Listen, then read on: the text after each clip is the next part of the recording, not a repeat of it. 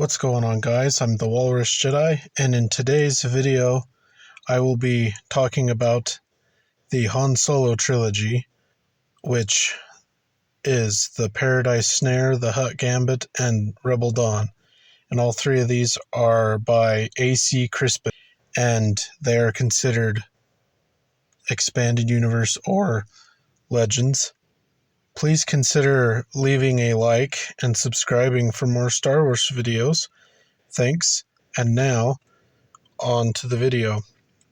First up is Paradise Snare. He was a child without a past, a Corellian street urchin, abandoned, foraging for scraps of food when the cruel Garrus strike whisked him away to a nomadic band of spacefaring criminals. Now, years later, chafing under Shrike's sadistic tyranny, driven by dreams of adventure and glory, Han fights his way free.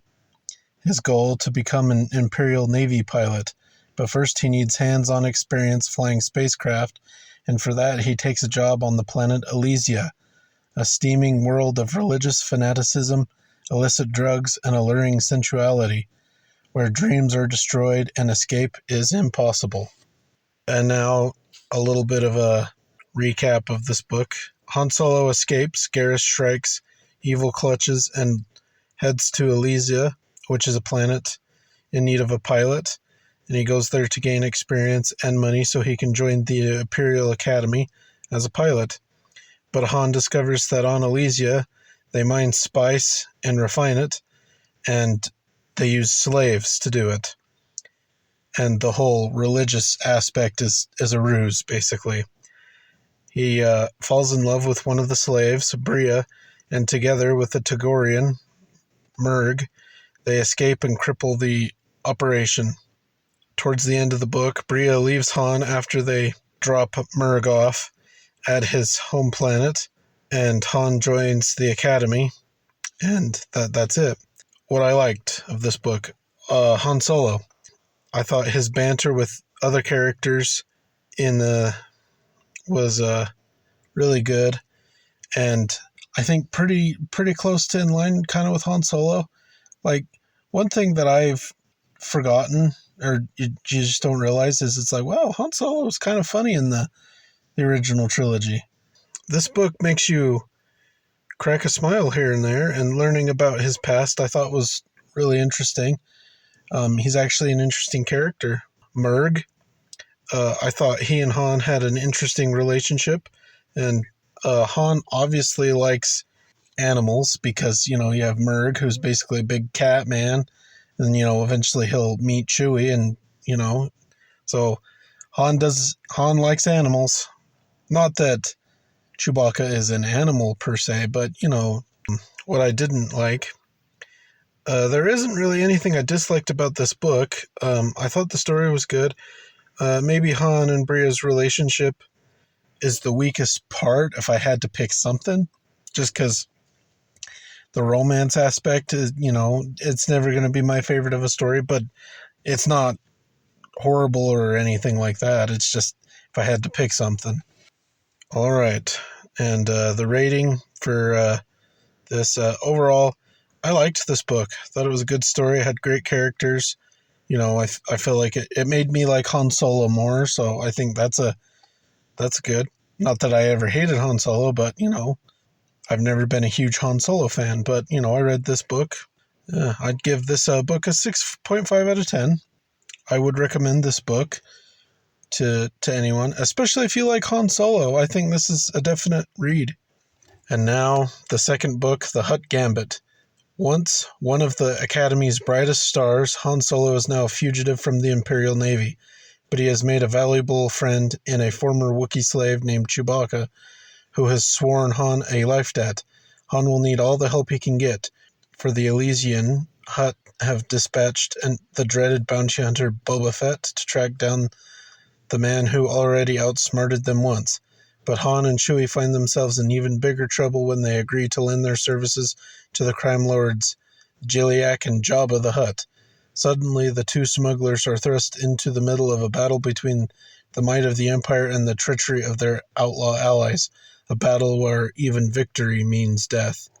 And now to recap this book. Having been expelled from the Imperial Navy for saving Chewbacca, Han becomes a smuggler and begins working for the Hutts. After several jobs, run-ins with bounty hunters, including Boba Fett, and making new friends like Lando, the Empire decides to try and crack down on smuggling, so they attack Nar Shaddaa, the smuggler's moon.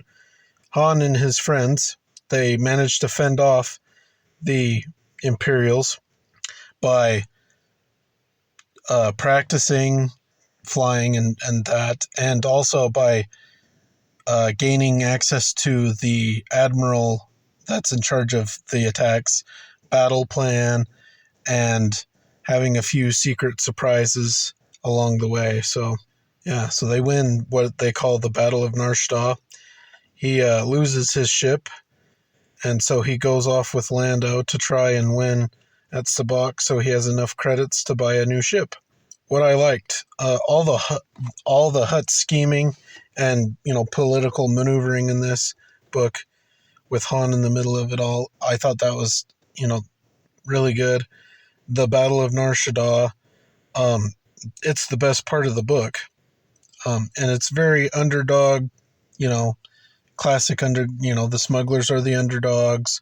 They beat. It's like in the original trilogy, the rebels are the underdogs. They beat the Imperials, so it's like it's always kind of fun to root for the underdog. Chewbacca is fun in this book and a nice addition to balance Han and give him a little bit of stability and someone to kind of banter with. And it's also nice to have Boba Fett appear, and I think he's a very competent bounty hunter. And he challenges Han, and basically Han gets away from Boba Fett basically from other circumstances.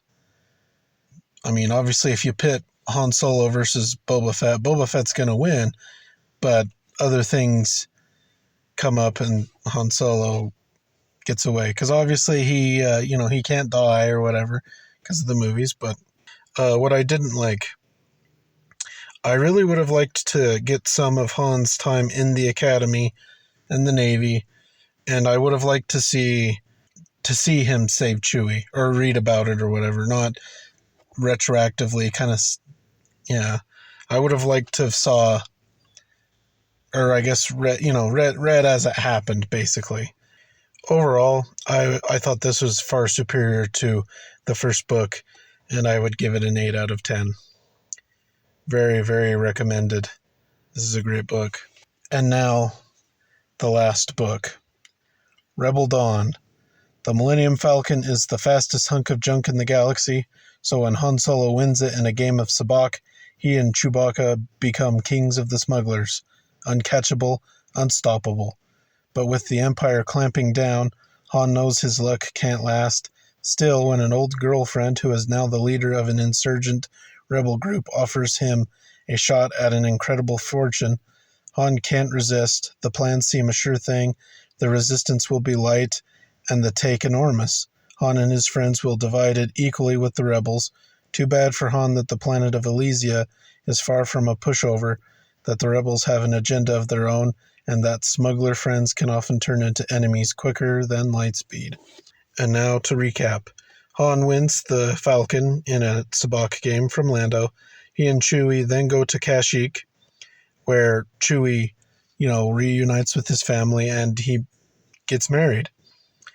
And then Bria, who, after leaving Han, joined the Corellian resistance and has been, fighting against Elysia wherever she can. Her and the rebels, they plan an attack on Elysia. They manage to recruit Han and other smugglers to help them navigate Elysia's difficult atmosphere. The rebels, they break their word and don't give the smugglers anything for their aid after a successful raid. Elysia is destroyed. Not the planet, just the spice operation. Han and Bria part on unfriendly terms. Han has no friends, as the smugglers think he was part of the rebels, not paying them. Han loses a spice load and acquires a bounty from Jabba. It ends just before Han talks to Obi-Wan and Luke in A New Hope. That's where it ends. What I liked in this book, more Hutt machinations, obviously. That is the strongest aspect of this book, is the Hutt feuding and all that between the Basadi clan and the Trilogy clan. I thought that was interesting. The Sabak game, or games, I thought was great. I always like Sabak when you kind of are, yeah, like I guess I just find it kind of interesting because anytime you see that, I just find it interesting for some reason. I don't know. And I am glad that we get to see Han Solo actually acquire the Millennium Falcon, not just hear about it. Kashyyyk, as always, was great to see again, or read about, whatever. And Chewie getting married and becoming a father was great, and it gives him, fleshes out his character a little bit. He's not just a sidekick.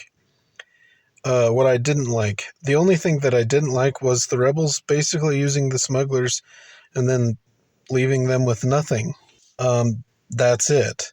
I just thought it was scummy, and frankly, it's something the Empire would do. I understand the rebels need the resources and the money and all that, but I don't know.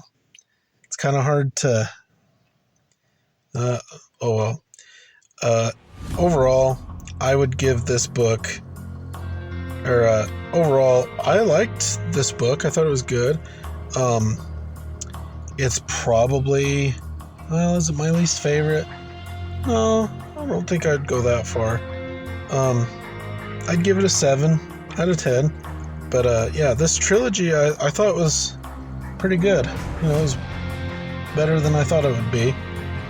And yeah, I was never a big Han Solo fan, but he's gained. Yeah, like I feel like I like him more as a character now because of this series. So I guess that's good.